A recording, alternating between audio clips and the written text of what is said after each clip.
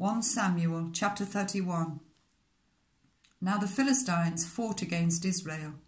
The Israelites fled before them, and many fell dead on Mount Gilboa. The Philistines were in hot pursuit of Saul and his sons, and they killed his sons Jonathan, Abinadab, and Malchishua. The fighting grew fierce around Saul, and when the archers overtook him, they wounded him critically.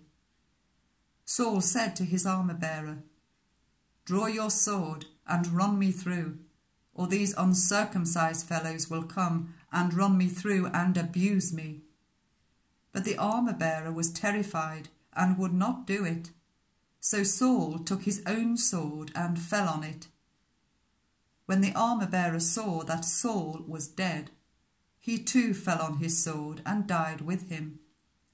So Saul and his 3 sons and his armour-bearer and all his men died together that same day.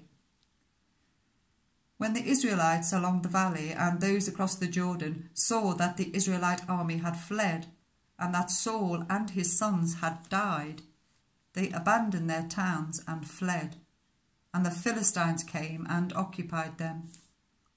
The next day, when the Philistines came to strip the dead, they found Saul and his 3 sons fallen on Mount Gilboa. They cut off his head and stripped off his armour, and they sent messengers throughout the land of the Philistines to proclaim the news in the temple of their idols and among their people. They put his armour in the temple of the Ashtoreths and fastened his body to the wall of Beth-shan. When the people of Jabesh-Gilead heard what the Philistines had done to Saul, all their valiant men marched through the night to Beth-shan. They took down the bodies of Saul and his sons from the wall of Beth-shan and went to Jabesh, where they burned them. Then they took their bones and buried them under a tamarisk tree at Jabesh, and they fasted 7 days.